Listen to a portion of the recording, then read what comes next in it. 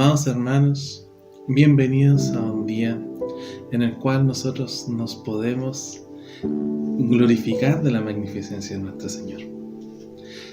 Gracias a Él podemos estar vivos, gracias a Él podemos estar aquí en este mundo, y así también gracias a Él podemos congregarnos. Quizás a la distancia, quizás un poco alejado, pero siendo uno solo en el cuerpo de Cristo. Le doy la bienvenida a un nuevo domingo. Y para iniciar me gustaría leer un pasaje de la Biblia que se encuentra en Salmos, capítulo 124, versículos del 1 al 5, que dice así: Bendice alma mía a Jehová. Dios mío, mucho te has engrandecido, te has vestido de gloria y de magnificencia. El que cubre de luz como tu vestido, el que cubre de luz como de vestidura, que extiende los cielos como una cortina, que establece sus aposentos entre aguas, el que pone las nubes por su carroza, el que anda sobre las alas del viento, el que hace los vientos sus mensajeros y las flamas de fuego sus ministros. Así de grande es nuestro Señor, y así de grande siempre lo va a ser. En esta hora estoy muy contento de poder estar con ustedes, de poder saludarles, de poder desearles las mejores bendiciones y las más ricas bendiciones también. Así también estoy muy, pero muy tranquilo y sabiendo que nuestro Señor nos va a proteger durante toda esta pandemia, de todo lo que está ocurriendo. No hay nada que se le escape a Él y todo es con un propósito. Le invito a orar, a tener un momento de oración para que nosotros nos podamos unir y disfrutar de este maravilloso servicio. Oremos. Gracias, Señor, por un día más de vida que tú nos has entregado. Gracias, Dios Padre, porque tú has estado en medio de nosotros. Gracias, Señor, porque tú has sido bueno, Señor. A pesar de todas las cosas que han estado ocurriendo, tú siempre nos estás protegiendo, Señor. A todos y cada uno de tus hijos. Nunca nos ha faltado nada gracias a ti. Nunca nos ha faltado el alimento en nuestra mesa. Nunca nos ha faltado las bendiciones que tú nos envías. Señor, muchas gracias por todas tus cosas que has hecho en nosotros, por todas tus bendiciones, Señor. Te pido en esta hora que tú abras nuestro corazón para poder recibir el alimento de la palabra, Señor. Gracias por todas tus bendiciones y por todas tus maravillas. En el nombre de Cristo Jesús. Amén.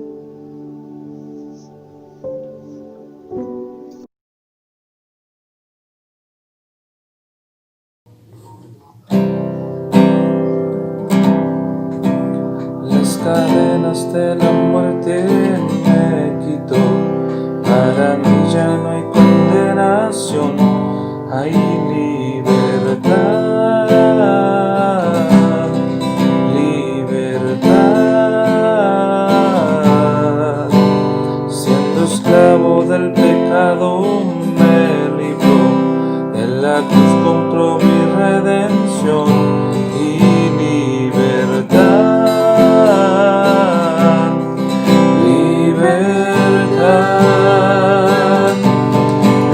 Mis cadenas, me dio vida nueva y el fondo del mar hecho mi maldad, lavó mis pecados y me ha perdonado. Solo en el nombre de Jesús hay libertad.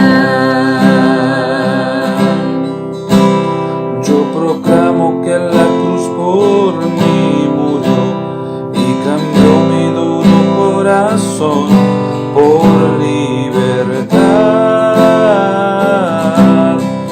libertad. El poder de su evangelio me salvó y no me avergüenzo del Señor, mi libertad, libertad. Me dio vida nueva y el fondo del mar hecho mi maldad, lavó mis pecados y me ha perdonado.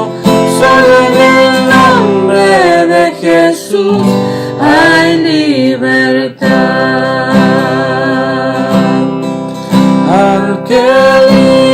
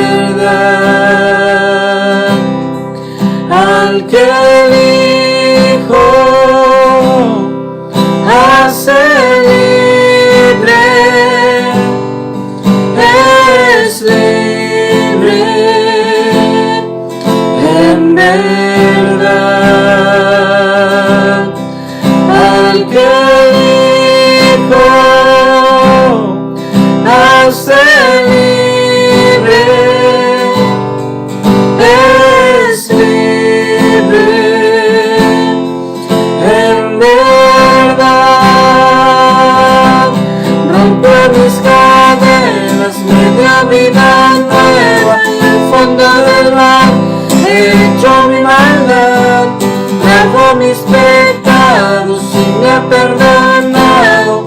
Solo en el nombre de Jesús hay libertad, hay libertad, hay libertad.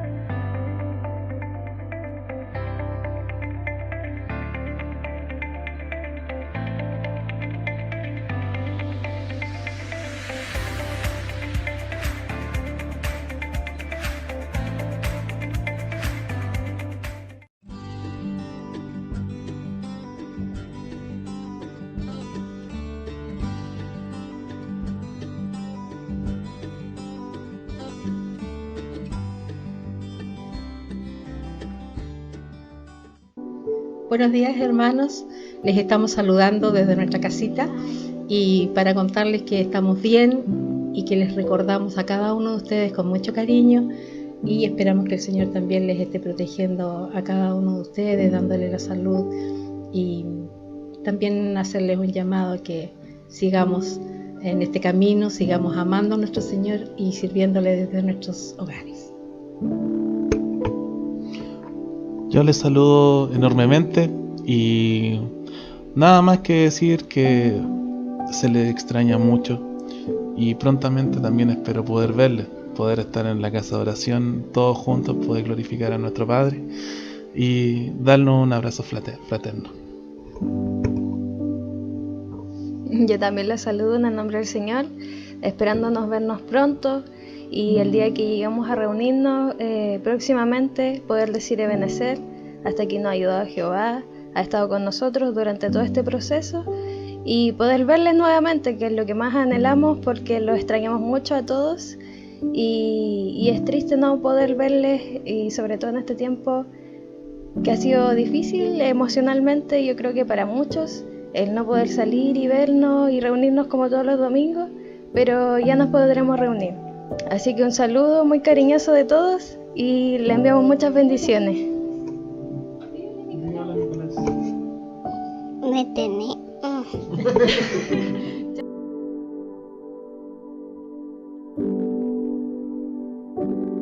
Amados hermanos, en esta mañana nos encontramos nuevamente ya a punto de entrar a la palabra del Señor.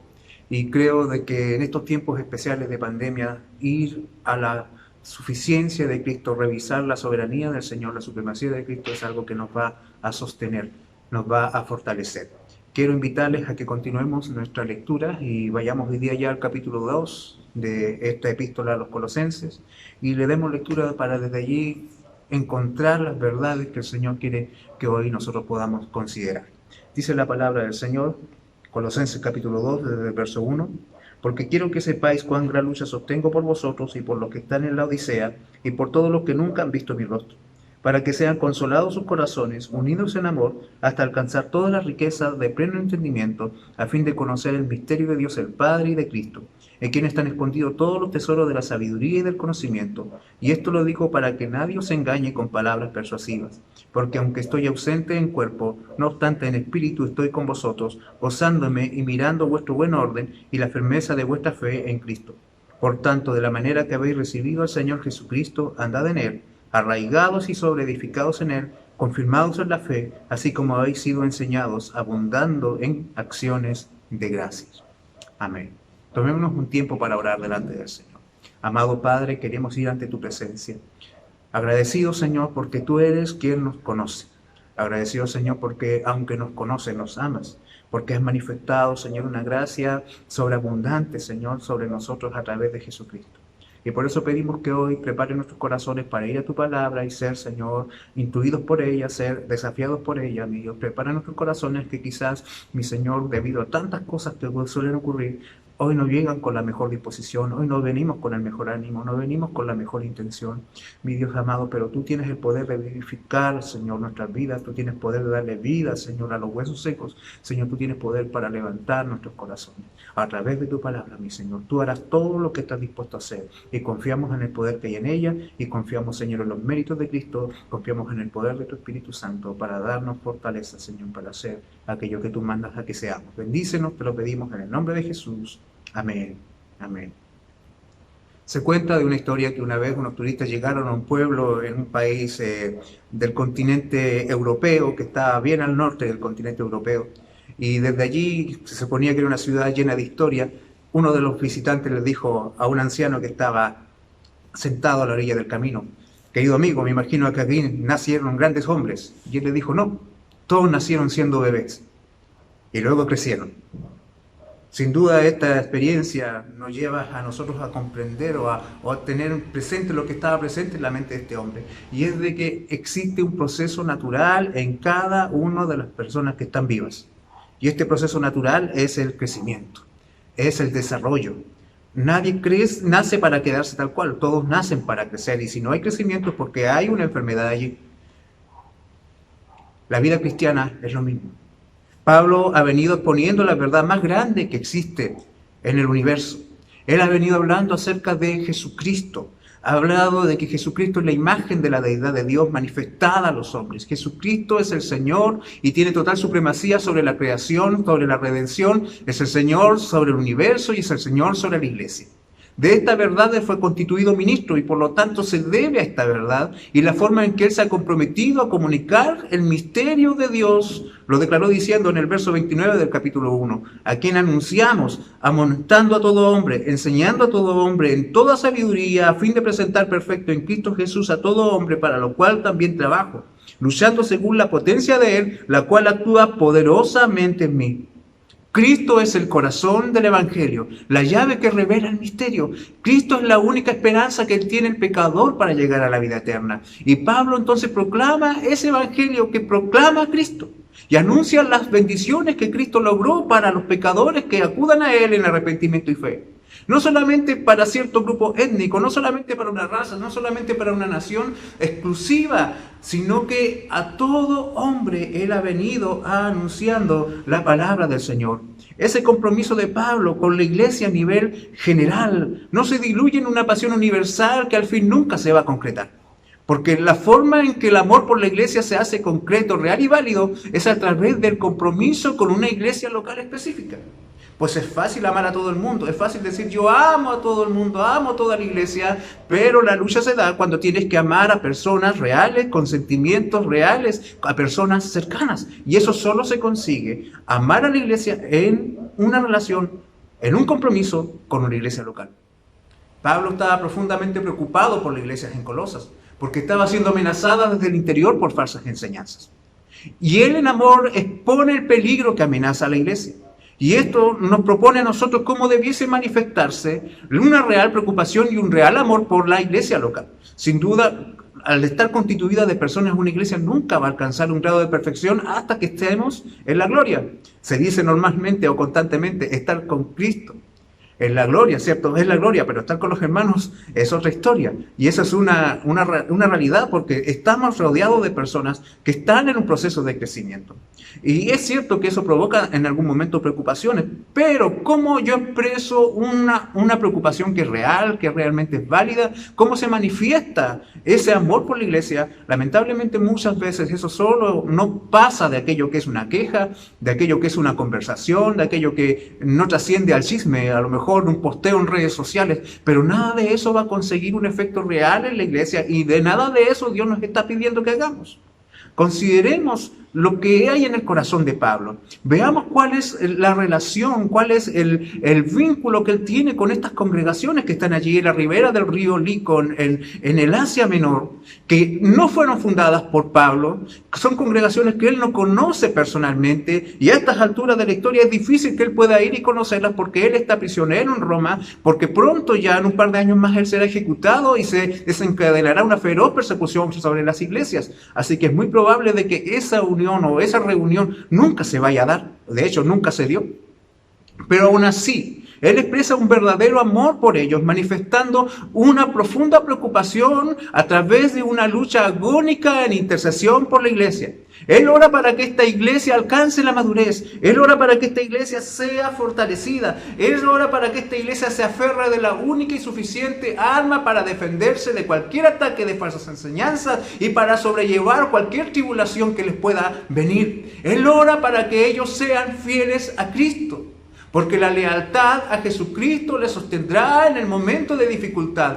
Cristo es todo lo que la iglesia necesita para vencer en medio de un mundo antagónico. Por eso, si queremos conocer cómo se manifiesta realmente el amor, la preocupación por una iglesia real, un real amor por una real iglesia, vamos a ir a este texto donde vemos cómo se revela el corazón de un ministro que está en un estado de preocupación. Y lo veremos a través de 3 puntos que intentaremos desarrollar en esta mañana. El primero es, miraremos el corazón del ministro. En segundo lugar, veremos lo que el ministro espera de la iglesia, las razones que le llevan a la oración o por qué él está orando por esa iglesia. Y en tercer lugar, una advertencia necesaria pero llena de esperanza en la victoria que es posible en una iglesia que alcanza la madurez espiritual, la madurez cristiana. Él sabe que es posible salir victoriosos ante cualquier enemigo aferrados de Cristo. Por eso entramos ya de lleno a lo que es la lectura de esta mañana. Lo primero que leemos en el capítulo 2, verso 1 es lo que él dice: porque quiero que sepáis cuán gran lucha sostengo por vosotros y por los que están en la Odisea y por todos los que nunca han visto mi rostro. El corazón de Pablo está abierto delante de la iglesia. Él tiene una preocupación. El ministro de un misterio glorioso sufre profundamente por una iglesia que él ama intensamente, pero aún así es una iglesia que él no conoce personalmente, pero él la ama con todo lo que hay en su corazón. Él la ama con un afecto tan entrañable que él no se restringe y les dice al iniciar el capítulo: yo espero que ustedes sepan lo que está pasando por mi interior. Esto es lo que hay en mi corazón. Yo quiero que sepáis cuán grande lucha sostengo por vosotros y por los que están en la Odisea y por todos los que nunca han visto mi rostro. Él intencionalmente quiere que la iglesia sepa qué es lo que hay en su corazón. Él espera que la iglesia lo sepa. Él espera que la iglesia comprenda lo que está en su vida. Hermanos, comprometerse con las personas es un desafío. Porque cuando tú te comprometes con una iglesia y te comprometes necesariamente con las personas que componen esa iglesia, tú te haces parte de ti, sus alegrías, ríes con sus alegrías, sufres con sus dolores, sufres con sus penas y además añades sus preocupaciones sobre tus espaldas. Pero aún así lo haces sin amargura. Pablo estaba preocupado por el peligro espiritual que rodeaba a esta iglesia. Pablo sintió agonía por estos creyentes porque su relación con ellos era una relación real. Ellos estaban en un peligro espiritual. Ellos estaban siendo rodeados por falsas enseñanzas. Y Pablo, hermanos, sintió agonía por estos creyentes, porque su relación con Cristo estaba siendo amenazada. ¿Qué le preocupó a Pablo? Y note usted dónde van las verdaderas preocupaciones. De repente, hermanos, manifestamos preocupaciones por muchas cosas, pero nunca nos preocupamos realmente porque Cristo sea formado más y más en la imagen nuestra, más su imagen en nosotros y más su imagen en medio de nuestra iglesia. Y Pablo luchaba por eso. No luchaba porque esta iglesia tuviera un mejor templo, no luchaba porque esta iglesia fuera librada de las persecuciones. Él luchaba en oración para que esta iglesia se mantuviese aferrada de Cristo. Él agonizaba por esta iglesia. Aunque él no conocía a Colosas, aunque él estaba bajo arresto domiciliario, encadenado a un soldado romano allá en Roma, pero él aún así podía agonizar por ellos en oración. Porque otra vez vemos, hermanos, la misma palabra del verso 29 del capítulo 1 que estudiamos la semana pasada, que él, ¿cierto?, manifestaba o pregonaba este evangelio luchando. Esta expresión luchando implica, como ya lo sabíamos, agonía. Es la expresión propia de un atleta o de un guerrero. Es una palabra que es parte de la jerga militar. Implica un esfuerzo extremo, un esfuerzo hasta la agonía. La clase de lucha, hermanos, que Pablo emprende por los hermanos Quizás nosotros pudiésemos especular muchas formas en las cuales Pablo está luchando, quizás llevando discusiones adelante, haciendo debates, pero no, la oración o la lucha de Pablo se manifiesta como lo leemos en diferentes textos, pero yo quiero citar solamente uno, Romanos capítulo 15, verso 30. Os ruego, hermanos, por nuestro Señor Jesucristo y por el amor del Espíritu, que os esforcéis, que esta palabra esforzar es la misma que luchar en el griego, juntamente conmigo en vuestras oraciones a Dios por mí. O sea, las preocupaciones de Pablo por la iglesia se concretaban a través de una intensa vida de oración intercesora por sus hermanos. Considerando que estas oraciones tenían también incluidas a los hermanos de Laodicea y seguramente también a los hermanos de Hierápolis, que eran las 3 ciudades junto con Colosas que estaban allí a las orillas del río Lico, donde había congregaciones que habían sido fundadas por el mismo pastor Epafras. Cada una de esas iglesias preocupaba el corazón de Pablo. Pablo agonizaba por ellos. No era una iglesia fundada directamente por Pablo, pero aún así Pablo las sentía tan propias. Y nosotros vemos en este corazón abierto de este ministro cómo es una manera válida y fructífera de expresar preocupación por alguien. Pablo, hermanos, no lo hace a través de conversaciones, no lo hace a través de críticas con terceros, sino que a través de una intensa plegaria intercesora delante de su Señor. Pablo amaba la iglesia, Pablo amaba las iglesias. Qué gran ejemplo de amor por los hermanos vemos aquí. Nunca tu amor por Cristo es real hasta que ames a su iglesia y nunca manifestarás un real amor por la iglesia de Cristo hasta que ames una iglesia local. Él está profundamente inquieto por su seguridad y por el crecimiento espiritual de estos hermanos. Pablo sabía lo único que podía sostener a la iglesia en estos tiempos de crisis, en estos tiempos de dificultad, era una estrecha relación con Cristo, una férrea lealtad con el Señor. Esta realidad pone de rodillas el corazón de Pablo y él desea que los creyentes lo sepan. Él no se lo guarda, él lo expone delante de ellos. Él quiere que estos creyentes pongan de lado todas sus dudas y todas sus vacilaciones y se aferran exclusivamente de Jesucristo como el Señor de la vida, como el Señor de sus vidas, como el Señor de la iglesia. ¿A quién más podemos ir sino a Cristo? ¿De quién más nos podemos aferrar sino a Cristo? Fuera de Él nada podemos hacer, nada podemos hacer sin Cristo. Y Pablo ora para que esta iglesia entienda que su corazón sufre cuando la iglesia está peligrando en esa relación, en esa comunión con Cristo. Y por lo tanto, él eleva una oración. Decíamos que las preocupaciones de Pablo se manifestaban en oraciones. Y lo que nosotros vemos aquí es en qué consiste luego, desde el verso 2 en adelante, la oración de Pablo. Una oración por madurez espiritual. ¿Qué es lo que el ministro espera de la iglesia a través de su oración? Pablo ha venido abriendo su corazón. Él es un ministro que sufre una profunda preocupación por la iglesia en Colosas. Y eso es lo que nosotros leemos en el verso 2. Cuando él derrama sus peticiones delante del Señor por estos hermanos. Él dice, lucho para que sean consolados sus corazones y para que unidos en amor alcancen toda la riqueza del pleno entendimiento a fin de conocer el misterio de Dios, el Padre y de Cristo, en quien están escondidos todos los tesoros de la sabiduría y del conocimiento.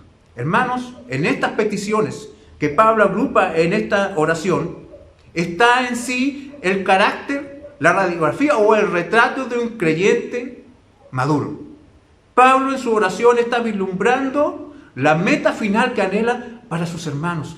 Esta es la imagen de un pastor que ama a su iglesia, porque el pastor que ama a su iglesia espera ver reflejado a Cristo en su iglesia. Estas son las peticiones de Pablo. Este es el retrato de un cristiano maduro. Es el deseo de todo ministro de un misterio tan glorioso como aquel que ha sido manifestado en el Evangelio. Los líderes de la iglesia en el área han traído a Pablo allá a la cárcel en Roma un informe sobre las iglesias que están aquí y por las cuales Pablo ora. Y esto lo podemos ver en el versículo 5, de que es un informe en sí positivo, es un informe bueno. Los hermanos se mantienen en orden, los hermanos se mantienen aún firmes. Pero ante un informe tan positivo y alentador, lo que vemos en Pablo no es un relajo.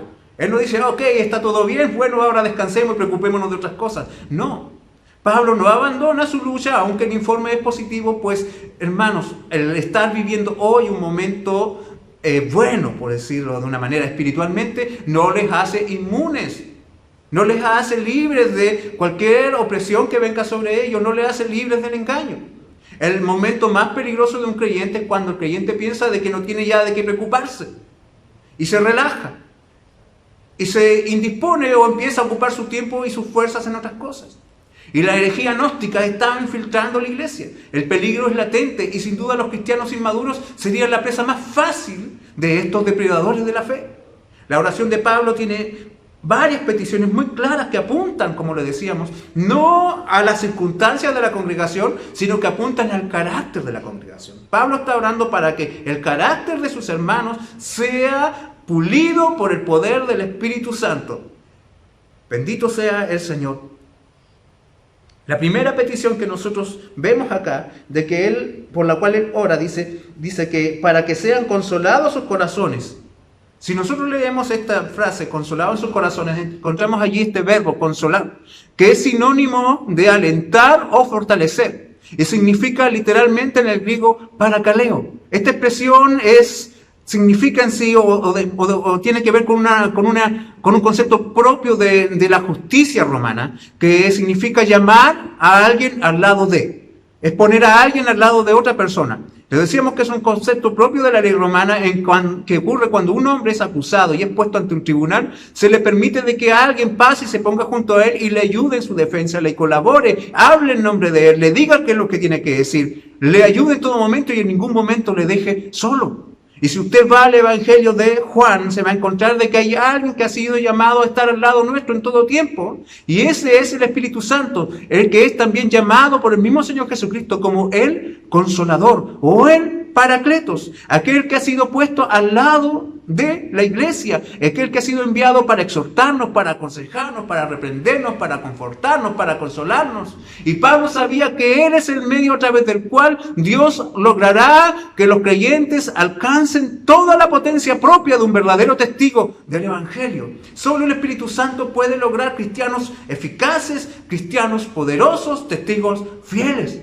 Y cuando Pablo ora por estos hermanos, él habla de que sean sus corazones fortalecidos. Cuando Pablo está usando este concepto corazón, está usando lo que se entendía en su idioma original. Cuando habla de corazón, él está hablando de un concepto que abarca toda la integridad del ser humano. Significa toda la persona. Y de hecho la palabra en el griego para corazón es la misma o es un sinónimo para individuo o persona. Por lo tanto, cuando Pablo ora porque los corazones sean fortalecidos, él está orando para que toda la persona sea fortalecida, todo su intelecto, la voluntad, sus emociones, todo sea fortalecido, sea consolado, sea animado, sea alentado por el Señor. En nuestro idioma, cuando hablamos de corazón, generalmente es cierto, este concepto se enmarca lo romántico y abarca solo los sentimientos, pero en el griego implica toda la integridad del ser humano. Él quiere, queridos iglesia, él ora porque estos creyentes experimenten una obra total, integral del Espíritu en ellos, que todo su ser, todas sus motivaciones, pensamientos, sentimientos sean fortalecidos y sean animados. Porque sin duda, al ser los corazones animados por el poder del Espíritu Santo, al iniciar una obra transformadora interna, el Señor en los corazones de la iglesia, esta luego, hermano, inevitablemente se habrá de manifestar externamente. Porque de un corazón fortalecido, de un corazón consolado, surge el vínculo perfecto. ¿Qué surge de corazones transformados?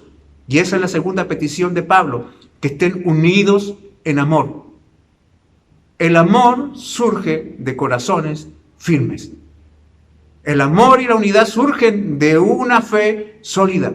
Cuando hablamos de unidad estamos hablando no de uniformidad.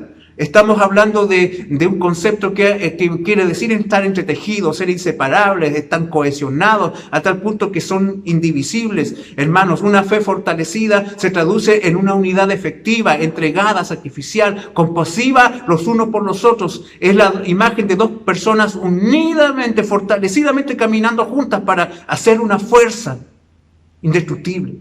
Una señal clara de madurez es cuando existe la voluntad de acompañar y sobrellevar a la comunidad. Nunca puedes esperar de un corazón tibio el amor por la iglesia. De hecho, los tibios son los primeros en abandonar la iglesia. Una fe débil, un corazón desanimado, lo primero que hace es manifestar su desprecio por sus hermanos. Pero un corazón firme, hermano, se manifiesta. Un corazón firme, que es algo interno, algo quizás que está oculto a los ojos, se manifiesta a través de una unidad y de un amor perfecto. Por eso Pablo ve una relación estrecha entre la fe y el amor. Porque así se produce un crecimiento que es orgánico, que es armonioso, que es natural, como ocurre en un cuerpo sano. Porque en un cuerpo sano nunca va a crecer un brazo primero y luego el otro. Hermanos, no, todo se va desarrollando en armonía. Y eso nosotros lo encontramos en Efesios, capítulo 4, verso 16, que dice: de quien todo el cuerpo bien concretado y unido entre sí, por todas las coyunturas que se ayudan mutuamente, según la propia actividad de cada miembro, recibe su crecimiento para ir edificándose en amor. Ahí está el amor. Cuán importante es la unidad en un contexto de prueba y de sufrimiento para una iglesia. Nuestra propia historia de iglesia local no nos recuerda. Este templo, donde hoy predico, quizás solo por este momento, este templo fue levantado después de un terrible terremoto en el año 2010, gracias al amor y a la unidad que se manifestó en la congregación en ese momento y a la iglesia que nos quiso ayudar desde diferentes puntos del mundo. La iglesia bíblica Gracia Soberana se fundó luego de haber sido excomulgados por causa de nuestra fidelidad a los principios de la Reforma y a los principios de las Escrituras, y se fundó esta iglesia porque había suficiente amor y unidad como para poder emprender algo tan desafiante, algo tan difícil, algo tan complicado, en momentos tan tristes. Podemos ver lo que es posible que se consiga en una iglesia cuando en una iglesia hay unidad en amor. Hermanos, la adversidad nunca podrá derrotar a una iglesia que está unida. Una unidad resistente no solo puede sostenerse de emociones también. No solamente puede sostenerse en sentimientos. Cuando hablamos de amor, hermanos, la palabra amor en la Biblia nunca se refiere solo a sentimientos, se refiere a acciones concretas, a cosas específicas. Hermanos, por eso, cuando nosotros estamos hablando de amor, Pablo luego continúa su oración y plantea su tercera petición, y esta petición es para que haya la fase como para que pueda sostenerse esta unidad. Dice, hasta alcanzar todas las riquezas del pleno entendimiento. Hasta alcanzar todas las riquezas del pleno entendimiento. Hermanos, hoy día existe la idea de que el amor es incompatible con la verdad. Que el amor en una iglesia es incompatible con el entendimiento en unidad de la fe. Muchos dicen que para poder mantener la unidad es necesario sacrificar la verdad o sacrificar la doctrina o los fundamentos de la fe. Pero para Pablo no existe verdadera unidad sacrificando los fundamentos de la fe. Es importante que la unidad en amor sea sostenida por algo sólido que va más allá que las emociones y los sentimientos. Y para eso Pablo ora para que ellos todos alcancen las riquezas del pleno entendimiento. Hermanos, porque cuando nosotros vamos a estos conceptos nos damos cuenta que ¿qué es lo que nos mantiene unidos? ¿Qué es lo que nos mantiene unidos? Es el entendimiento de las riquezas. Cuando Pablo habla de las riquezas, hermanos, siempre usa esta expresión riquezas para describir el amor de Dios en Cristo. Por ejemplo, Efesios capítulo 1, versículo 7, nosotros podemos leer lo siguiente: en quien tenemos redención por su sangre, el perdón de pecados según las riquezas de su gracia. Según las riquezas de su gracia. Los creyentes son espiritualmente ricos por la riqueza y generosidad de Dios en Cristo. Segunda de Corintios capítulo 8, verso 9 dice, porque ya conocéis la gracia de nuestro Señor Jesucristo, que por amor a vosotros se hizo pobre siendo rico, para que vosotros por su pobreza fueseis enriquecidos. ¿Cuál es la riqueza que tiene la iglesia? Es el amor que Dios tiene por ellos, manifestado esto en su gracia revelada en Cristo Jesús nuestro Señor. Hermanos, Pablo continúa usando términos y conceptos que son propios de los falsos maestros. Y en esta frase, hermanos, él usa la expresión pleno entendimiento, que es una frase que incluye la palabra que estaba de moda entre los herejes. Si usted se recuerda de ella, la palabra pleroma o plenitud. Estos falsos maestros intentaban hacer que el cristianismo fuera amigable, relevante y asociable a una cultura y a una sociedad como la griega. Ahora, ¿cómo se podrían aceptar los conceptos sensuales e inmorales de la cultura griega al interior de la pureza del Evangelio? No se pueden entremezclar. Es imposible que cohabiten ambas formas de entender la vida, ambas cosmovisiones en un mismo corazón. Eso es algo que la iglesia debe entenderlo. Lamentablemente hoy en día muchos creyentes están siendo seducidos por las ideas del mundo. Y hermanos, es imposible que en un corazón habite el Evangelio e ideologías que son abiertamente anticristianas. Es imposible que existan las cristianas feministas, es imposible que existan los cristianos marxistas, es imposible. ¿Por qué? Porque ambas ideologías se contradicen, una niega a la otra. Es imposible que ambos estén en un mismo corazón. O estás lleno de Cristo o estás lleno de ideologías del mundo. Hermanos, y los gnósticos querían formular pensamientos que incluyeran al cristianismo dentro de su biblioteca de pensamientos. El cristianismo no era el fundamento, sino que era una pieza más dentro de todo un engranaje de pensamientos y de ideologías que pretendían hacer de este cristianismo algo que fuera relevante a los incrédulos, los sensuales, aquellos que nunca iban a amar a Cristo, nunca iban a desear la santidad. Hermanos, y esto es un peligro, porque este mismo motivo hace que muchos herejes modernos intenten forzar el Evangelio en formas o categorías de pensamiento que se adapten al pensamiento de este mundo para ser relevantes a una cultura que es abiertamente anti-Dios.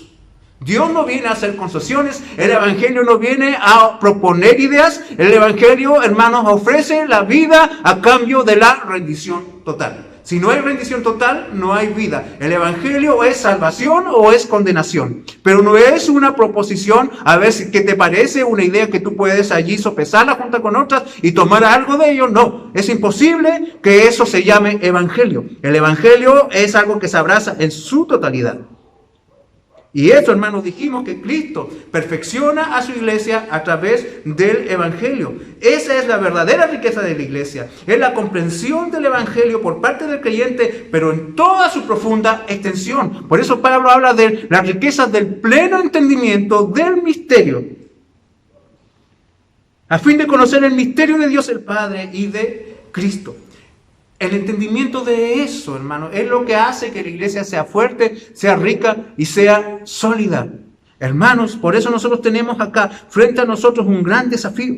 Hermanos, Cristo está perfeccionando a su iglesia a través del Evangelio. Hermanos, la iglesia debe avanzar cada día en una mayor comprensión de las riquezas que Dios ha puesto a su disposición a través del Evangelio. Hermanos, saber cuánto y de qué manera hemos sido amados por nuestro Dios es un escudo contra toda situación que provoque tristeza y amargura en el corazón. Si tuviésemos plena conciencia, hermanos, de cuánto Dios nos ama a través de Cristo, hermanos, se nos fortalecería contra cualquier diagnóstico médico contrario, contra cualquier pérdida de todo tipo, contra cualquier tristeza, contra cualquier amargura. Hermanos, si la iglesia se recuerda constantemente de que Dios se hizo hombre en Cristo y que fue a la cruz por amor a nosotros y que allí Él se entregó por nosotros, hermanos, la iglesia tendría tanta fortaleza como para sobrellevar cualquier cosa que venga contra ella. Por eso Pablo ora por un entendimiento más profundo de este misterio. El misterio, ya lo dijimos en el verso 29 del capítulo 1, es Cristo en vosotros, la esperanza de gloria.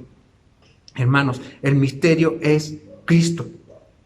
Allí está la verdad que Dios ha revelado, la redención provista en Cristo, en su vida, en sus enseñanzas, en su sufrimiento, en su muerte, en su resurrección, en su ascensión y en su segunda venida que esperamos. Hermanos, es el misterio del plan de redención eterno porque Dios ideó y que implementó a través del Hijo. En esa verdad debemos invertir nuestras vidas. En esa verdad debemos descansar nuestros corazones. En esa verdad, hermanos, y ante esa maravilla contenida en Cristo, hermanos, nunca se acabará el asombro de la iglesia. Hermanos, ante alguien tan maravilloso, ante algo tan grande como el plan de Dios, hermanos, los ángeles guardan silencio en asombro con mayor verdad, hermanos. La iglesia debiese ser sostenida.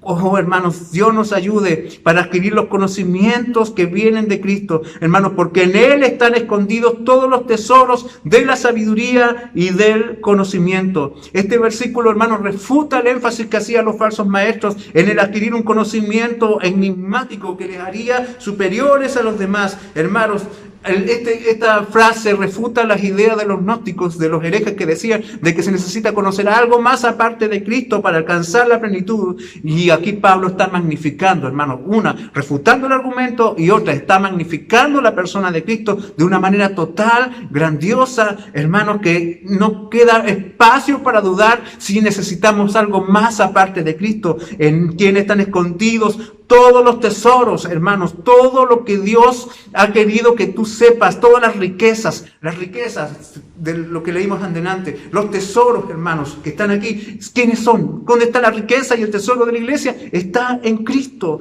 oh hermanos, y eso debiese a nosotros llenarnos de plenitud y nos debiese animar a desechar cualquier tentación, a buscar algo más que no sea Cristo. Romanos capítulo 11, verso 33 dice: oh profundidad de la riqueza, de la sabiduría y de la ciencia de Dios, cuán insondables son sus juicios e inescrutables sus caminos. El misterio de Dios, hermanos, es una persona.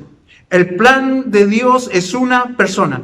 Y la salvación de Dios es una persona, y esa persona es Cristo. No el esfuerzo humano, no el conocimiento humano, hermano, no la sabiduría de los hombres, hermano, la sabiduría de Dios se manifestó en Jesucristo. Cristo es el misterio, Cristo es el tesoro, y tú debes saberlo, y tú debes conocerlo, y tú debes convencerte, y tú debes construir tu vida en Él, para que nunca seas movido por nada de este mundo. Estaremos rodeados de tristezas, estaremos rodeados de peligros, estaremos sometidos a constante presión, pero si Cristo es nuestra fuente, si Cristo es nuestro tesoro, ¿quién nos podrá mover de allí? ¿Quién nos podrá separar de su amor? Bendito sea el nombre del Señor. Pablo ora para que esta iglesia alcance este nivel de madurez. Pablo ora para que esta iglesia alcance este nivel de crecimiento, porque él tenía un objetivo concreto. Ese conocimiento va a servir para algo real, algo conciso. Verso 4 dice: y esto lo digo para que nadie se engañe con palabras persuasivas. Los falsos maestros estaban capacitados para seducir con palabras persuasivas. Esta expresión palabras persuasivas quiere decir una especie de discurso muy bien elaborado, con la capacidad de mover a alguien, de mover las convicciones de una persona. Hermano, un discurso potente, pero con un fin: el engaño, desviar de la verdad a la iglesia. Por eso no es extraño ver a tantos creyentes, hermanos, que no maduran espiritualmente, ser arrastrados por promesas de poder y de prosperidad de los falsos maestros. Mucha gente se cambia de iglesia porque en tal iglesia hay más poder, entre comillas. Hermanos, cuán fácil les resulta a los hombres con palabras sensuales arrastrar a creyentes inmaduros. Y Pablo ora para que estos creyentes sean maduros, justamente para que no sean arrastrados por el engaño, para que no sean engañados por los falsos maestros. Pablo ha oído de que esta iglesia, aún en medio de un ambiente hostil, se logra conservar, hermano, en un estado de fortaleza espiritual. El verso 5 dice: porque aunque estoy ausente en cuerpo, no obstante en espíritu estoy con vosotros, gozándome y mirando vuestro buen orden y la firmeza de vuestra fe en Cristo. Hermano, esto provoca gozo en el ministro del Señor. Esto provoca gozo en el corazón de Pablo. Los falsos maestros están luchando por destruir la fe de la iglesia, pero esta fe, hermanos, resiste. Esta iglesia persevera con valor en medio de un ambiente de tanta hostilidad. Y Pablo exhortaba a que sus vidas sean congruentes con todo lo que ellos saben. Nosotros acabamos de leer acá en el verso 6: por tanto, de la manera que habéis recibido al Señor Jesucristo, andad en Él. ¿Cómo recibisteis a Cristo? ¿De qué manera esta iglesia recibió al Señor Jesús? La respuesta adecuada ante la revelación, ¿cierto?, que Pablo ha venido estableciendo en los primeros versos del capítulo 1, o durante todo el capítulo 1, en toda su cristología, hermanos. ¿Cómo uno debiese recibir a Cristo? Cuando lleguemos al cielo, hermanos, cuando nos acerquemos allá, hermanos, no nos van a preguntar acerca de todo lo que hicimos, lo que aprendimos, cuántos libros compramos, o cómo nosotros, hermanos, hicimos buenas obras. Lo que se nos va allá a determinar la eternidad de cada uno de los hombres es cómo recibiste a Cristo. Hermanos, y ante una exposición acerca de la supremacía y suficiencia de Cristo, la respuesta adecuada es recibir a Cristo, afirmando que Jesucristo es Dios encarnado, como las Escrituras lo anunciaban, que murió por nuestros pecados en la cruz como nuestro sustituto, y que hemos puesto toda nuestra confianza en Él para que nosotros seamos salvados y recibidos en la vida eterna. Se recibe a Cristo como el Salvador y Señor pleno. Es la forma en que se recibe a Cristo. A Cristo se le reconoce, a Cristo, hermano, uno se humilla delante de Él. Uno, hermanos, obtiene de Él la vida. Y uno tiene que verlo como eso, como la fuente de vida. Aquel que ha recibido a Cristo de esta manera, porque no hay otra forma de recibirlo, va a tener una respuesta adecuada a esa obra que Cristo hizo en su corazón. Hermanos, A Cristo se le recibe como el total Salvador, como el total Señor, nunca como un complemento, nunca como un accesorio, como los maestros falsos de Colosas lo estaban diciendo. ¿Tienes a Cristo? Ok, estás bien, pero aún te hace falta algo más. Pablo está diciendo, a Cristo se le recibe en su totalidad y con eso tú no necesitas nada más. Y ahora que tienes a Cristo, debes andar en Él. La respuesta a tener a Cristo es andar en Él. Si tienes a Cristo, esto se ve en frutos. Esto se ve en obras concretas, en hechos reales. Y para explicarlo, Pablo usa algunas metáforas que dan la idea de lo que implica la idea principal de andar en Cristo. ¿Qué es lo que significa que Cristo esté unido con su iglesia? Y la imagen que puede describir este andar en Cristo o este permanente compañerismo y comunión con Cristo es la de estar arraigados en Él, como dice el verso 7.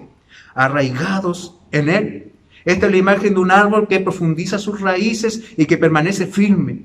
Cristo es el fundamento donde nuestras raíces deben ser arraigadas. Cristo es nuestra fuente de vida. Cristo, hermanos, es de donde obtenemos todo el alimento que nos sostiene a través de su palabra. Hermanos, la palabra del Señor debe echar raíces en nuestros corazones, deben profundizar en nuestras vidas para que nos afirmen como un árbol se afirma a través de las raíces en la tierra. Hermanos, para que cuando vengan las tempestades, cuando vengan los temporales, ese árbol permanezca firme y no caiga. Hermanos, si usted se fija, andar en Cristo significa estar arraigados, permanecer allí en Cristo. Cristo es el medio que nos ayudará a sostenernos en pie en medio de las tormentas más terribles de la vida. Por eso Pablo dice, ustedes recibieron a Cristo, ahora deben estar arraigados en Él. Hermanos, y luego usa otra palabra, y sobreedificados en Él. Cristo es la piedra del ángulo sobre la cual se construye la iglesia. Todo el edificio que es la iglesia se sostiene de Cristo. Allí está el fundamento sobre el cual nuestras vidas van siendo construidas. Hermanos, si Él sostiene el edificio, este edificio nunca va a caer. El Señor va logrando que su iglesia siga, hermanos, avanzando. Y además, hermanos, esta iglesia debe ser coherente con lo que sabe. Hermanos, porque luego leemos en Él y confirmados en la fe, así como habéis sido enseñados. Hermanos, ¿qué significa ser confirmados en la fe? Significa, hermanos, recibir la fortaleza para vivir de acuerdo a lo que sabemos. Una iglesia que tiene un profundo conocimiento de Cristo tendrá una profunda comunión con Él y ante la dificultad de la vida sabrá mantenerse, como dice el verso 7, abundando en acciones de gracia. Una iglesia que está firme en Cristo sabrá mantenerse agradecida, sabrá mantenerse, hermanos, sólida, sabrá mantenerse plena. Una iglesia que está arraigada y sobreedificada en Cristo, hermanos, se mantendrá con un corazón satisfecho y pleno porque su tesoro supremo, hermanos, es el soberano y suficiente Señor Jesucristo. De Él obtiene la vida, de Él, hermanos, se mantiene en vida y esta plenitud de comunión con Cristo se convertirá en una fortaleza inexpugnable para el engaño, para la tristeza, para las tribulaciones, para el desánimo, para la persecución, para la enfermedad, para la mentira. Hermanos, alguien que está allí sobreedificado en Cristo, arraigado en Cristo, siempre tendrá gratitud en su corazón y nunca tú escucharás una queja, una palabra de amargura de alguien que está construyendo su vida o quien está siendo edificado sobre Jesucristo. Hermanos, si Jesucristo es tu fundamento, en tu vida siempre habrá plenitud y satisfacción. Bendito sea el nombre del Señor. El Señor nos ayude. Es común encontrar a personas hoy que hablan de lo mal que está la iglesia, de lo débil que es el hermano, de lo poco eficiente que está el pastor. Y dan su diagnóstico acerca de los demás y hablan de lo que nos gustaría que hicieran, de lo que nos gustaría acerca de cómo fueran. Pero esto, hermano, no siempre es una señal de madurez. El que critica no necesariamente está mejor que aquel que es criticado. Lo verdaderamente provechoso y edificante se produce como cuando Pablo, hermanos, lucha en oración para que Cristo obre poderosamente en la vida de nuestros hermanos, en la vida propia y en la vida de la iglesia. La preocupación de un verdadero ministro es expuesta aquí. El siervo de Dios anhela ver a sus hermanos abundando en acciones de gracia. Pues la gratitud, hermanos, la gratitud y no la queja es señal de madurez espiritual. Se entiende que los seres vivos nacen, crecen, se multiplican y mueren. Asimismo, los creyentes verdaderos necesariamente deben crecer después de nacer. Una de las más grandes tragedias de la iglesia contemporánea es la falta de madurez. De hecho, pareciera que la inmadurez es una tendencia que está de moda. Hay demasiados cristianos sensibles. Hay demasiados cristianos faltos de coraje, faltos de pasión y llenos de quejas. Difíciles de tratar, difíciles de satisfacer, con caracteres frágiles y a la vez son fáciles de atrapar por toda corriente religiosa, filosófica o ideológica que está de moda en el contexto. Hermanos, el año pasado fue realmente un periodo de mucha prueba a la paciencia. Pero allí se vio el amor. Porque si usted vio todos los movimientos sociales, terminaban teniendo un ala cristiana. Feministas cristianas, LGTB cristianos, abortistas cristianos, insurrección cristiana, en fin, ambientalistas cristianos. El Señor nos ayude. Pareciera que cada ideología que levanta el mundo encuentra eco en algún sector de la iglesia. Nos faltan los hermanos que se suman a los movimientos del mundo y marchan entre las mismas marchas del mundo. ¿Eso qué demuestra? Falta de madurez, falta de solidez, falta de fundamento. Hermanos, no, los cristianos que son verdaderos se mantienen firmes en Cristo y no dividen su corazón entre Cristo y otras ideologías. Los creyentes sanos están firmemente arraigados como un árbol, están sólidamente construidos como un edificio y son cada vez más estables y van produciendo constantemente frutos, hermanos, que son dignos de alguien que camina con el Señor, frutos llenos de agradecimiento. El creyente nacido de nuevo debe crecer. Por eso es preocupante que después de tanto tiempo alguien que ha llegado a la iglesia se mantenga igual o retroceda a cuando llegó. Eso es preocupante, queridos hermanos, porque debiésemos nosotros ir creciendo, ir de victoria en victoria, avanzando en nuestra estatura espiritual. Eso es algo que pone el corazón de cualquier ministro del Evangelio. Y ya sabemos que todos somos llamados a ser ministros. Lo pone, hermano, en un estado de urgencia, de oración, de intercesión por sus hermanos. ¿Qué podemos hacer? ¿Solamente quedarnos aquí a criticar a los que andan abrazando toda corriente de ideología del mundo? No, tenemos que orar por ellos para que sean conformados y sean llenados por el Señor de tal manera que nunca más se vuelvan a mover del único fundamento que permanece por el tiempo y que permanecerá por la eternidad. Hermanos, el Señor nos ayude, porque el Evangelio provoca vida en el corazón del hombre. El Evangelio, hermanos, no permitirá que estemos estériles y ociosos. El Espíritu Santo no nos dejará quedar en un status quo, en un momento donde no avancemos ni retrocedamos. El Espíritu Santo nos hará siempre avanzar. El Señor nos ayude. Hermanos, que las debilidades que observo me lleven a orar. Que las cosas que no me gustan, que las confronto con las Escrituras y que tengo razón para estar en disgusto con aquello, me muevan a la oración y a la intercesión. Hermanos, porque sin duda debemos andar dignos de Cristo. Por lo tanto, dado que todos somos ministros, ocupemos nuestras vidas en luchar en oración, en agonizar en intercesión por nuestros hermanos, por nuestra familia, por nuestra iglesia, por nosotros mismos, para que todos los que amamos y los que amamos y que quizás aún no conocemos estén arraigados, estén edificados en Cristo. Pues solo en Él está la vida verdadera, solo en Cristo está la vida abundante, solo en Cristo está la sabiduría plena, solo en Cristo está la suficiente fortaleza para sobrellevar cualquier dolor, tristeza y desánimo en la vida. Los hombres, es cierto, no nacen los grandes hombres, todos nacen bebés. Pero ya pasó el tiempo de ser un niño. El Señor nos llama ahora a ser una iglesia madura. Y Pablo ora por eso. El corazón de este ministro está preocupado por eso. El Señor nos ayuda a nosotros a que nuestros corazones experimenten este mismo tipo de preocupación, este mismo tipo de pasión. Tenemos que ir a Cristo todo el tiempo.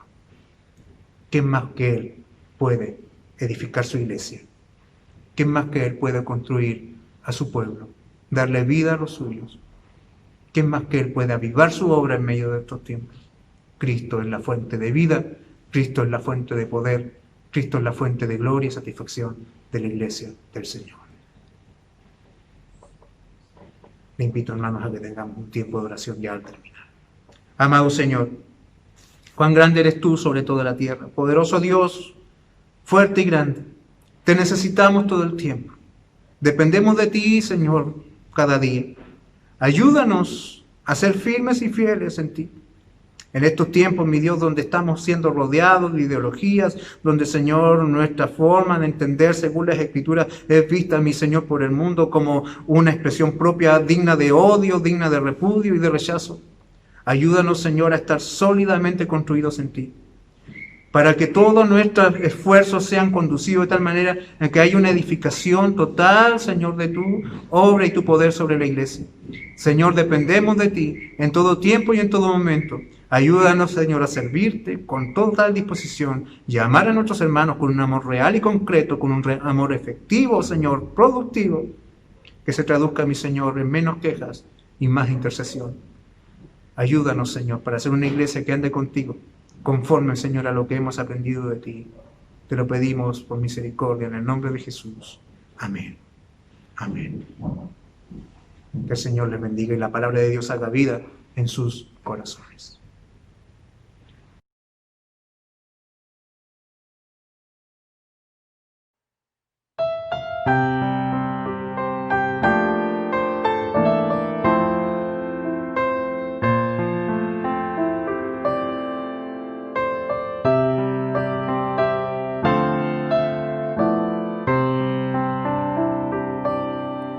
Oh alma cansada y turbada, sin luz en tu senda andarás. Al Salvador mira y vive, del mundo la luz es su faz. Fija tus ojos en Cristo, tan lleno de gracia y amor, y lo terrenal sin valor será a la luz del glorioso Jesús. De muerte a vida eterna te llama el Salvador fiel. En ti no domina el pecado,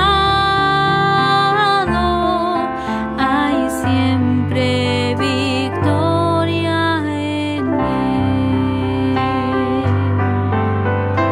Fija tus ojos en Cristo, tan lleno de gracia y amor, y lo terrenal sin valor será a la luz del glorioso Jesús. Jamás faltará su promesa. Él dijo: contigo estoy. Al mundo perdido ve pronto y anuncia la salvación hoy. Fija tus ojos en Cristo, tan lleno de gracia y amor, y lo terrenal sin valor será a la luz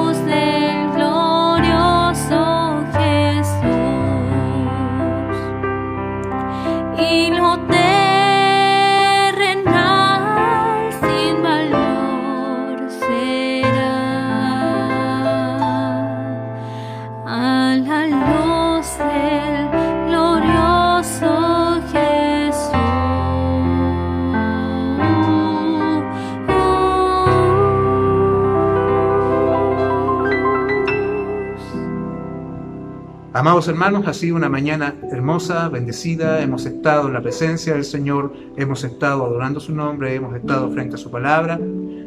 Solo nos queda seguir obedeciendo y respondiendo a la voz de Dios en estos tiempos especiales en que nos toca vivir, siendo una iglesia conforme a lo que el Señor ha revelado en las Escrituras. El Señor nos ayude a amarnos intensamente. Hay muchas razones por las cuales orar los unos por los otros.